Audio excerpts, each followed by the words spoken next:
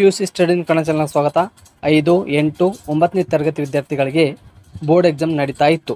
But ಈಗ ಆ board ಎಕ್ಸಾಮನ್ನು postpone ಮಾಡಲಾಗಿದೆ. ಸುಪ್ರೀಂ ಕೋರ್ಟ್‌ನಲ್ಲಿ ಈ ಕೇಸ್ ಹೋಗಿದೆ. ಸೊ ಅದಕ್ಕೋಸ್ಕರ 5, 8 ಹಾಗೆ 9ನೇ ತರಗತಿ ವಿದ್ಯಾರ್ಥಿಗಳಿಗೆ ಎಕ್ಸಾಮ್ ಯಾವಾಗ ಅಂತ ಈ ವಿಡಿಯೋನ ಸಂಪೂರ್ಣವಾಗಿ ಮಾಹಿತಿ ತಿಳಿಸುತ್ತೇನೆ. ಸೊ ಪ್ರತಿಯೊಬ್ಬರು ವಿಡಿಯೋ ಪೂರ್ತಿಯಾಗಿ ನೋಡಿಕೊಳ್ಳಿ. ಇಷ್ಟ ಆದರೆ ಲೈಕ್ ಕೂಡ ಮಾಡಿ, ಹಾಗೆ ನಿಮ್ಮ ಫ್ರೆಂಡ್ಸ್ಗೆ ವಿಡಿಯೋ ಶೇರ್ ಮಾಡಿ, ಅವ್ರಿಗೆ ಕೂಡ ವಿಡಿಯೋ ಹೆಲ್ಪ್ ಆಗುತ್ತೆ. ಸದ್ಯಕ್ಕೆ ಸುಪ್ರೀಂ ಕೋರ್ಟ್ನವರು 5ನೇ ತರಗತಿ, 8ನೇ ತರಗತಿ, 9ನೇ ತರಗತಿ ವಿದ್ಯಾರ್ಥಿಗಳಿಗೆ ಎಕ್ಸಾಮನ್ನು ಪೋಸ್ಟ್ಪೋನ್ ಮಾಡಲಾಗಿದೆ. ಮುಂದಿನ ದಿನಗಳಲ್ಲಿ ಸುಪ್ರೀಂ ಕೋರ್ಟ್ನಿಂದ ಆದೇಶ ಬಂದರೆ ಉಳಿದಿರುವಂಥ ಮಾಡೆಲ್ ಕ್ವಶನ್ ಪೇಪರ್ ಅಥವಾ ಸಬ್ಜೆಕ್ಟ್ಗಳಿಗೆ ಎಕ್ಸಾಮ್ ಡೇಟನ್ನು ಅನೌನ್ಸ್ ಮಾಡ್ತಾರೆ. ಅಕಸ್ಮಾತ್ವಾಗಿ ಆದೇಶ ಬಂದಿಲ್ಲ ಅಂದರೆ ಎಕ್ಸಾಮ್ಗಳು ಕ್ಯಾನ್ಸಲ್ ಆಗ್ಬೋದು.